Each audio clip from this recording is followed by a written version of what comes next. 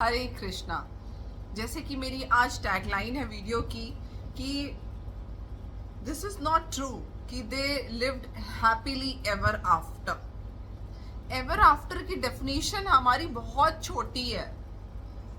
20 साल, 25 साल, 30 साल, 40, 50 साल, 60 साल कैसे बीत जाते हैं जिम्मेदारियों में, निभाते निभाते अपनी ड्यूटीज को फुलफिल करते करते पता भी नहीं चलता है। एंड हमने अपनी लाइफ को इतना छोटा बना दिया है कि जो डेथ के टाइम पे ही तक सीमित होती है। अगर बुढ़ापे तक हस्बैंड वाइफ साथ रहे तो वो कहलाया and they lived happily ever after. Movies का तो हैप्पीली एवर आफ्टर खाली शादी तक ही होता है कि हीरो को हीरोइन नहीं मिल रही थी, हीरोइन को हीरो नहीं मिल रहा था और फिर गुंडे से उन्होंने उसको बचाया और दोनों की शादी हो गई and they lived happily ever after. बस शादी तक ही था और उसके बाद का पता नहीं। लेकिन कुछ लोगों की भी रियल लाइफ में डेफिनेशन होती है कि ओल्ड एज तक जी लिए साथ तो दे हैप्पीली लिव्ड एवर आफ्टर हो गया। But actually this is not true. क्या आपका अपना स्पाउस, चाहे वो हस्बैंड हो या वाइफ हो, ओल्ड एज में आपको छोड़ के चला जाए तो क्या प्यार आपका कम हो गया था? उतना प्यार नहीं था जितना जब वो यंग थे? क्या उसके बाद जिंदगी साथ जीने की इच्छा नहीं थी? जो एक्चुअली में ट्रू लव में बिलीव करते हैं उसमें तो इससे ज्यादा जीने की इच्छा, हमेशा साथ रहने की इच्छा होनी चाहिए। तो क्या ये पॉसिबल है? एक्चुअली ये पॉसिबल है। क्यों? क्योंकि हम नहीं पॉसिबल बना करके उसे रखना चाहते हैं, क्योंकि हम बिलीव बहुत छोटा करते हैं। हमको लगता है कि हम इस बॉडी तक ही सीमित हैं, बट ऐसा है ही नहीं। हम तो कॉन्शियसनेस है। तो इसी से रिलेटेड आइए हम अपने शास्त्रों में से एक स्टोरी सुनते हैं कि कैसे कोई छोटा मोटा आदमी कह दे आज के टाइम का तो एक बार को डाउट हो सकता है, but can you imagine a king who is ruling not only, कह लीजिए, एक स्मॉल पार्ट ऑफ कंट्री जो आज के टाइम पे लोग रूल कर रहे हैं, वैसे नहीं। The person who was ruling the whole earth, पूरी पृथ्वी के शासक थे वो, राजा भरत। उनके साथ ऐसा हुआ। He reincarnated. He took another birth. And उनको since he was a devotee, भगवान के डिवोटी थे, इसलिए उनको अपने प्रीवियस बर्थ्स के बारे में याद रह गया। एंड किंग होने के नाते इतने मतलब कहा ही नहीं, बताया ही नहीं जा सकता है थोड़े शब्दों में कि वो कितने महान थे। Power, name, fame, everything he had, everything जो एक आज का इंसान इमेजिन करता है वो सब कुछ था उनके पास, राजा भरत के पास। और but since he was a devotee, he new, वो एक भक्त थे तो उन्हें ये बात क्लियर थी कि लाइफ यहाँ खत्म नहीं होगी, मेरी डेथ के बाद मेरी लाइफ नहीं खत्म होगी। तो since he was a smart man, उन्होंने उसके आगे की भी प्रिपरेशन करी। यही स्मार्टनेस है। फुलिशनेस है अगर आप खाली यंग एज तक की प्लानिंग करें, सोचे कि अरे यार ठीक है बस 40 तक की प्लानिंग कर लेते हैं, ओल्ड एज में तो देखा जाएगा, कौन खिलाएगा, कोई ना कोई खिला देगा। ऐसे तो नहीं करते ना। हम अपने ओल्ड एज तक की प्लानिंग करके चलते हैं कि हमारा घर कहाँ होगा, हम फ्लैट में रहेंगे कि घर में रहेंगे, हम जो है कितने पैसे इकट्ठा करेंगे, हमारे पास 4 व्हीलर होगा कि नहीं होगा, हम इंडिया में रहेंगे या बच्चों के साथ फॉरेन कंट्री चले, ब्ला ब्ला ब्ला ब्ला ब्ला ब्ला। हम अपना ओल्ड एज, अपने इंश्योरेंस और ये सब प्लान करके चलते हैं। बट आप जब तक ये पता नहीं आपको चलेगा कि लाइफ डेथ के बाद भी होती है, आप उसको प्लान कैसे करेंगे? तो आइए सुनते हैं राजा भरत ने क्या किया। राजा भरत जो है, बड़ी फेमस स्टोरी है उनकी, आप सबने आई एम श्योर अब तक सुन ली होगी कि राजा भरत जो हैं वो अपना सारा राज्य, अपना परिवार, सब कुछ छोड़ करके और जंगल में चले जाते हैं रहने के लिए, सो दैट कि वो प्रिपेयर कर सके अपनी अब इस बॉडी को छोड़ने के बाद की जो जर्नी है। बट अनफॉर्चुनेटली उनको बहुत लगाव हो जाता है एक हिरन के बच्चे से। जंगल में उनको मिलता है, वो बिल्कुल डिपेंडेंट था राजा भरत के ऊपर फॉर एवरीथिंग। तो वो उसको बहुत मदरली फादरली केयर देने के चक्कर में, उसकी हेल्प करने के चक्कर में वो उससे अटैच्ड हो जाते हैं, एंड फाइनली इतना अटैच्ड हो जाते हैं कि उसके बारे में ही सोचते सोचते एक्सीडेंटली उनकी डेथ हो जाती है। तो बट ऑब्वियस है कि कृष्णा ने कहा है कि जैसी आपकी कॉन्शियसनेस होगी वैसा ही आपको नेक्स्ट बर्थ मिलेगा, and specially at the time of death आप क्या सोच रहे हैं वो बहुत इंपॉर्टेंस रखता है। तभी पुराने जमाने में लोग वनाश्रम में चले जाते थे ओल्ड एज में, सो दैट कि they wanted to be detached from their family, क्योंकि वो दोबारा परिवार में जन्म ना लेकर के भगवत धाम जाना चाहते होते थे। For detachment they used to leave the house. अब राजा जड़ भरत जब हिरन में आसक्त होकर के उनकी कॉन्शियसनेस एक हिरन के मदर के वूम में चली गई, and he took a birth of a हिरन ओनली। तो उनको चूंकि वो इतने ज्यादा भगवत कह लीजिए भागवती थे इतने, कि उनको ये चीज याद रह जाती है कि मैं जो हूँ राजा भरत था और मैं कैसे फैमिली को छोड़ करके आया था इसलिए कि मैं भगवत प्राप्ति कर सकूं, लेकिन मैं हिरन के प्रेम में फंस करके मेरी कॉन्शियसनेस एक हिरन में आज आ गई है। तो उन्होंने तभी सब कुछ छोड़ करके अपनी मदर को भी छोड़ दिया जो हिरनी थी, और एक आश्रम के बाहर जाकर के रहे और वहीं पे सूखे पत्ते जानबूझ के खाया करते थे, जस्ट टू डू हिज तपस्या सॉर्ट ऑफ। तो उनको दोबारा से जन्म जो है वो मनुष्य का मिला। देखिए ये चीज पता है, मैंने संतों के मुंह से वृंदावन के बारे में सुनी है कि जो लोग वृंदावन में वास करते हैं वो अगर गलती कुछ करते हैं, पाप करते हैं, अपराध करते हैं, तो मरने के बाद वो वृंदावन में ही कोई जानवर की योनि प्राप्त करेंगे, और फिर उसके बाद उनको भगवत धाम की प्राप्ति होगी, जब अब इस जानवर की योनि से उनको मुक्ति मिलेगी, या फिर उसके बाद एक बार और मनुष्य की उनको योनि मिलेगी, वो भक्ति करेंगे और फिर उसको उनको जो है भगवत धाम मिल जाता है। सिमिलरली एकदम राजा भरत के साथ हुआ। राजा भरत ने पहले फिर हिरन का जन्म प्राप्त किया, उनकी कॉन्शियसनेस सिंपली सोचने की वजह से कॉन्शियसनेस चली गई हिरन के शरीर में, और फिर जब उनको मनुष्य का शरीर मिला तो उनको ये बात पता थी कि मेरे से क्या गलती हुई है लास्ट टाइम में, तो इस बार ये गलती नहीं होनी चाहिए। और जैसा आप जानते हैं हमारा संसार है, किसी को पता चल गया कि ये भगवत प्राप्त हैं, इन्होंने दोबारा जन्म लिया है, तो लोग पीछे पड़ जाएंगे, हमें ये बताइए, हमारा वो उद्धार कर दीजिए, हमारा ये उद्धार कर दीजिए। तो राजा जड़ भरत सब कुछ छुपा लेते हैं, वो इंटेलिजेंट होते हुए भी मूर्ख बनने की एक्टिंग करते हैं। तो इस जन्म में भी उनका नाम भरत था, लेकिन इस बार नाम उनका जड़ भरत कर दिया जाता है, जस्ट बिकॉज कि he used to act like a fool. जड़ की तरह बिहेव करते थे एकदम, जो ना हिले ना डुले, ना कुछ जाने ना पहचाने, ना कुछ समझे, ना कुछ याद कर पाए, ना कुछ शास्त्र पढ़ पाए, कुछ नहीं कर पाए, बिल्कुल मूर्ख की तरह गंदगी में पड़े रहना। बहुत मतलब एक्टिंग करते थे कि मैं बेवकूफ हूँ, मेरे पल्ले मत पड़ो, मुझसे बात मत करो। क्यों? उससे क्या होगा? बेवकूफ होने की वजह से ना लोग पीछे पड़े, ना उनका विवाह हुआ, he was left all alone. तो यही उन्हें चाहिए था। तो अब वो ऐसे ही घूमते टहलते रहे, कभी इधर चले जाते, कभी घर से भी निकाल दिए गए अपने फादर की डेथ के बाद से, तो बहुत अच्छा हुआ उनके लिए।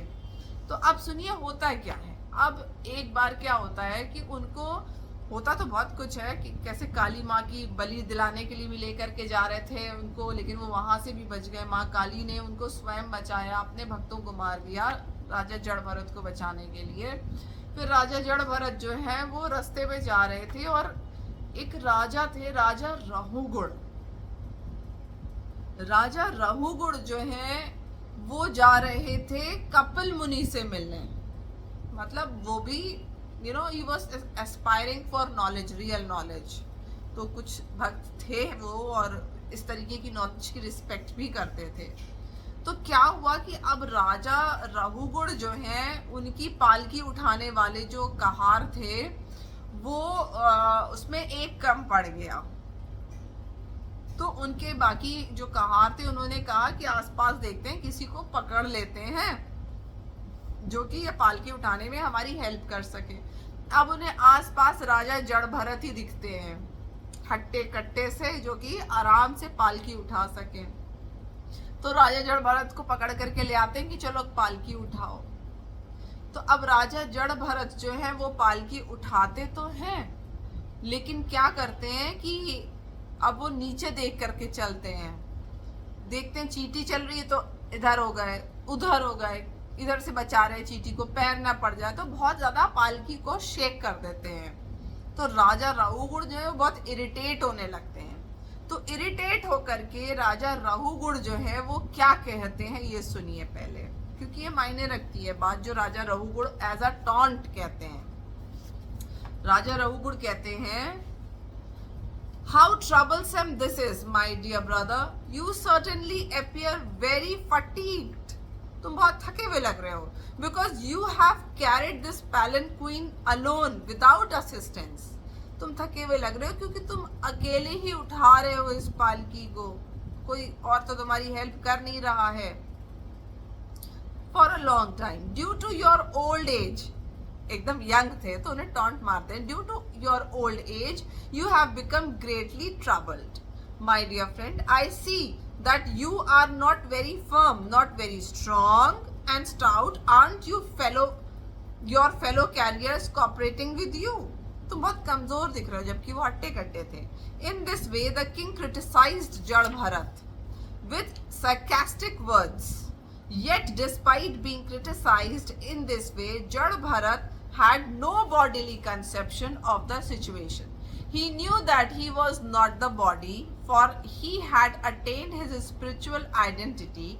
He was neither fat, lean, nor thin, nor had he anything to do with a lump of matter, a combination of the 5 gross and 3 subtle elements. He had nothing to do with the material body and its 2 hands and legs. तो राजा जड़ भरत जो है वो उनको बहुत गंदा गंदा उल्टा सीधा बोलते हैं पालकी उठाते वक्त राजा राहुगुण, पर उससे कोई फर्क नहीं पड़ता है राजा जड़ भरत को। आइए इसी बात को हिंदी में सुनते हैं सो दैट कि आप लोगों को भी बेटर क्लैरिफिकेशंस मिले। राजा राहुगुण ने जड़ भरत से कहा, मेरे भाई यह कितना कष्टप्रद है, तुम निश्चित ही अत्यंत थके लग रहे हो क्योंकि तुम बहुत समय से और लंबी दूरी से किसी की सहायता के बिना अकेले ही पालकी ला रहे हो। इसके अतिरिक्त बुढ़ापे के कारण तुम अत्यंत परेशान हो। हे मित्र, मैं देख रहा हूँ कि तुम ना तो मोटे ताजे हो ना ही अट्टे कट्टे हो। क्या तुम्हारे साथ के कार तुम्हें सहयोग नहीं दे रहे? इस तरह से ताना पड़ता है भाई। फिर दूसरे शब्दों में कहना चाहें तो कह सकते हैं कि वह अहम ब्रह्मास्मि अर्थात ब्रह्म रूप को प्राप्त हो चुका था। जो राजा जड़ भरत थे वो ब्रह्म रूप को प्राप्त थे, उन्हें सब कुछ पता था, तो उन्हें तो कोई फर्क नहीं पड़ता इन बातों का। आगे तत्पश्चात जब राजा ने देखा कि उनकी पालकी अब भी पूर्ववत हिल रही थी तो वह अत्यंत क्रुद्ध हुआ और कहने लगा, अरे दुष्ट, तू क्या कर रहा है? क्या तू जीवित ही मर गया है? क्या तू नहीं जानता कि मैं तेरा स्वामी हूँ? तू मेरा अनादर कर रहा है और मेरी आज्ञा का उल्लंघन भी। इस अवज्ञा के लिए मैं अब तुझे मृत्यु के अधीक्षक यमराज के ही समान दंड दूंगा। मैं तेरा सही उपचार किए देता हूँ, अभी बताता हूँ तुम्हें, जिससे तू होश में आ जाए और ठीक से काम करेगा। अब उन्होंने इतनी गंदे तरह से बात करके आगे, चूंकि वो देहात्म बुद्धि में थे, कहते हैं, यद्यपि राजा अपने आप को बड़ा विद्वान मानता था किंतु वह न तो महान भक्त की स्थिति से और न उसके गुणों से परिचित था। उसको अभी समझ में नहीं आया था। तो अब राजा जड़ भरत वो सब कुछ पेशेंस के साथ सुन रहे थे। बेवकूफ, मूड, तू तो मोटा है या तू तो पतला है, इस तरीके के बड़े खराब शब्दों से राजा राहुगुण ने उनको बेइज्जत करने की कोशिश करी। तो राजा जड़ भरत को कोई फर्क नहीं पड़ रहा था, बट स्टिल चूंकि उनको सारा ज्ञान था तो उन्होंने रुक करके फिर फाइनली जब बहुत ज्यादा बातें हो गई तो फाइनली राजा जड़ भरत जो थे वो रुके और उन्होंने राजा राहुगुण से कुछ कहा। अब ये जो है एकदम शॉकिंग था। राजा रहुगुण के लिए सुनना।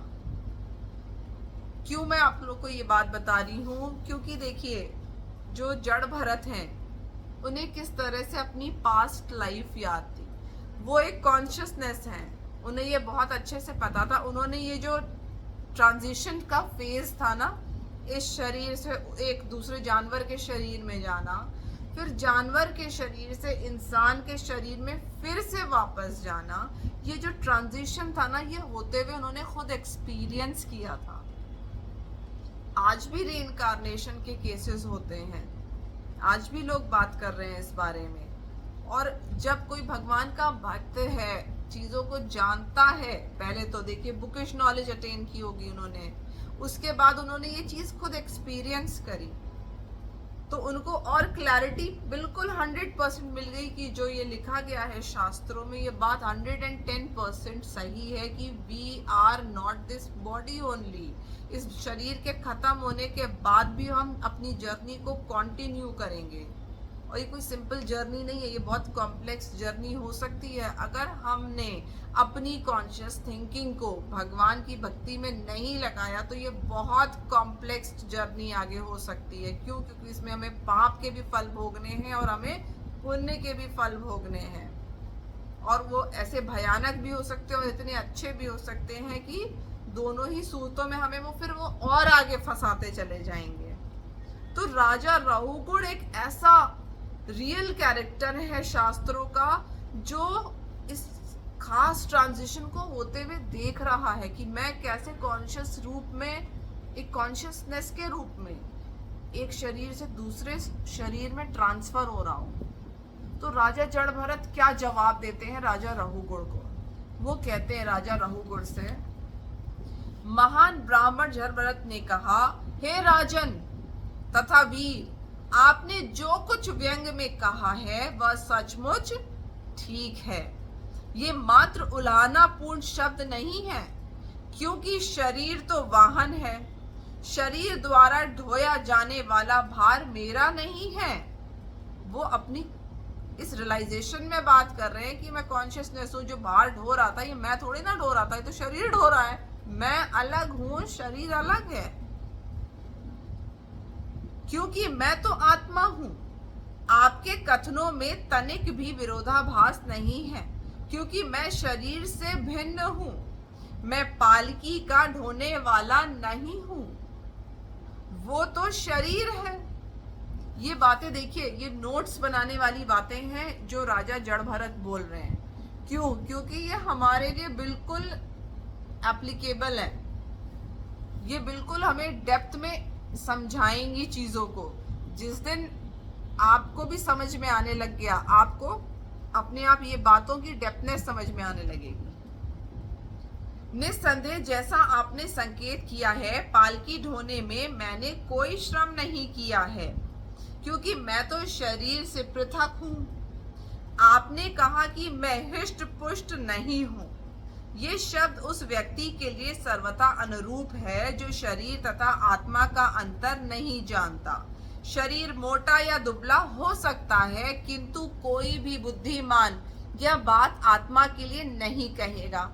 जहाँ तक आत्मा का प्रश्न है, मैं न तो मोटा हूँ न दुबला, अतः जब आप कहते हैं कि मैं हृष्ट पुष्ट नहीं हूँ तो आप सही हैं। और यदि इस यात्रा का बोझ तथा वाहन तक जाने का मार्ग मेरे अपने होते तो मेरे लिए अनेक कठिनाइयां होती, किंतु इनका संबंध मुझसे नहीं, मेरे शरीर से है, अतः मुझे कोई कष्ट नहीं है।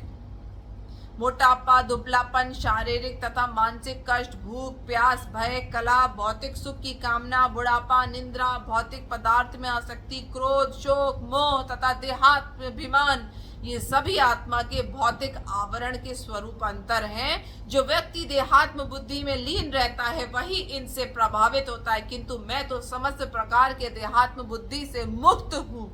फलतः मैं न तो मोटा हूँ न पतला, न ही वह सब जो आपने मेरे संबंध में कहा है। अब राजा रहुगुण के होश हवा हो गए, उड़ गए एकदम कि ओ गॉड, ये मैंने किससे क्या बोल दिया। क्यों? क्योंकि माइंडेड, मैंने आपको शुरू में बताया था राजा रहुगुण भले ही बहुत ज्ञानी नहीं है, बट वो जा रहे थे कपिल मुनि से मिलने इसी ज्ञान को प्राप्त करने के लिए। And he was not at all expecting कि उनकी पालकी जो ढो रहा है, जिसको वो एक अपने सर्वेंट जैसा समझ रहे हैं, वो इतना ज्ञानी जो आत्मा का बोध रखता है, आत्मा कॉन्शियसनेस के बारे में सब कुछ जान रहा है, वो उन्हें मिल जाएगा। उनका पालकी उठाने वाला, सारा उनका गुरूर चूर चूर हो जाएगा। और फिर वो राजा जड़ भरत से क्षमा भी मांगेंगे और फिर इन दोनों की डेप्थ में इसके ऊपर पूरी कॉन्वर्सेशन होगी कि हम ये बॉडी नहीं है और हम कॉन्शियसनेस है। तो देखिए, अब इतने महान राजा जो हुए हमारे, जिनके नाम पे पूरे भारत का नाम भारत पड़ा, he went through such transition. Just भगवान क्यों याद दिला करके रखते हैं कुछ लोगों को ऐसे एग्जाम्पल्स, क्योंकि उनसे हमें ज्ञान मिलता है। यू नो, अभी मैंने रिसेंटली में एक बहुत पुराने केस के बारे में अच्छे से सुना। उसमें एक बड़ी अच्छी बात बताई गई थी, यू नो, कि कुछ मतलब बहुत साल पहले की ये बात है अबाउट री इनकारनेशन। क्योंकि साइकोलॉजिस्ट जो है वो पहले भी और आज भी सब लोग जो है इसके ऊपर स्टडीज कॉन्टिन्यूसली चल रही है री इनकारनेशंस पे। उसमें एक बड़ा इंटरेस्टिंग केस था कि सोचिए, हम लोगों में अब ट्रस्ट नहीं करते हैं, रिकॉम्बिनेशन में ट्रस्ट नहीं करते। क्यों? क्योंकि हमको ना बहुत गंदी चीज़ हो चुकी है कि मूवीज़ में इस तरीके से दिखाया गया ना कि एक आत्मा है सफ़ेद साड़ी में घूम रही है, तो हम भी अपने आप को वैसे ही इमेजिन करते हैं। ऐसा नहीं है, हम ज़रूरी नहीं है कि आप हमको वैसे ही देखेंगे। हम एक कॉन्शियसनेस के रूप में, भगवत गीता में जैसे कृष्णा ने कहा है वैसे ट्रैवल, उन्होंने बताया है कि आत्मा कैसे ट्रैवल कर सकती है या कॉन्शियसनेस कैसे ट्रैवल कर सकती है जब ये बॉडी छूटती है। तो सोचिए, साइंटिस्ट ने, साइकोथेरेपिस्ट जो होते हैं, पैरासाइकोलॉजिस्ट सॉरी, उन लोग ने जब ये रिसर्चेस भी करी, एक बार ऐसे ही अपने उत्तर प्रदेश में ट्रैवल कर रहे थे एक पैरासाइकोलॉजिस्ट एक सब्जेक्ट को लेकर के, जिसको पास्ट लाइफ याद आ गई थी। वो उसके पूर्व पिछले जन्म के गांव ले जा रहे थे, तो रास्ते में उन्हें डेकॉइट्स पकड़ लेते हैं। बट उन डेकॉइट्स को जब ये बात पता चलती है कि ये बच्चा जो है इसने री इनकारनेशन का केस है और इसको उसके विलेज लेके जा रहे हैं स्टडी के लिए, तो वो भी उसको छोड़ देते हैं आउट ऑफ रिस्पेक्ट कि ओ गॉड ही हैज री इनकारनेटेड एंड इसको सब कुछ याद है। तो बल्कि वो ये कहते हैं कि आप इस रास्ते से नहीं, हम आपको छोड़ के और आगे तक आएंगे, क्योंकि दूसरे जो डेकॉइट्स का ग्रुप है वो आपको अटैक कर सकता है, तो हम आपको सेफली छोड़ देते हैं। तो इतनी रिस्पेक्ट एंड यू नो, लोगों को जो इसी ज्ञान के साथ बढ़े हुए उन्हें कितना रिस्पेक्ट करते थे। तो आज के भी मतलब ऐसे पैरासाइकोलॉजिस्ट हैं, दे क्लेम कि इवन यू नो, जैसे हम लोग नहीं ये कोई सोल हॉन्ट करती है, या फिर देखिए हम लोग से कहा जाता है कि किसी की अर्थी जा रही है तो सिर पे हाथ रख लो। तो क्यों करते हैं? क्योंकि दे सेड, ये जो एक मैंने पैरासाइकोलॉजिस्ट की बात सुनी, he is not an Indian, I think he is an American. He said कि बाद में भी ऐसा हो सकता है कि किसी ने, कोई पैदा हो चुका है, शरीर ले चुका है और उसकी सोल को दूसरी सोल निकाल के बाहर फेंक दे और खुद एंटर कर जाए। That is soul swapping. ये पैरासाइकोलॉजिस्ट का कहना है। तो इट इज, आपकी थिंकिंग बहुत स्ट्रांग है, बहुत पावर रखती है हमारी थिंकिंग। जो हम थिंकिंग से तुरंत अमेरिका पहुंच जाते हैं और वहाँ के बारे में सोचते हैं, ऐसे हम एक सुपरफिशियल बातें करते हैं, but this is not superficial, this is true. Thinking इतनी स्ट्रांग है, कॉन्शियसनेस इतनी स्ट्रांग है कि जब ये शरीर छूटता है तो ये कॉन्शियसनेस रह जाती है। इट इज लाइक जैसे रेडियो में आवाज आती है, तो हम, ऐसा नहीं कि ये रेडियो की आवाज है, एक कॉन्शियस लिविंग बीइंग है जो बोल रहा है, तो रेडियो से आवाज आ रही है वेव्स के थ्रू। तो वैसे ही हमारा दिमाग भी समझ लो जैसे एक रेडियो है, और इस एज एन इंस्ट्रूमेंट ये यूज कर रही है हमारी कॉन्शियसनेस अपने थॉट्स को बोलने करने के लिए, एक्सपीरियंसेस को रियलाइज करने, फील करने के लिए।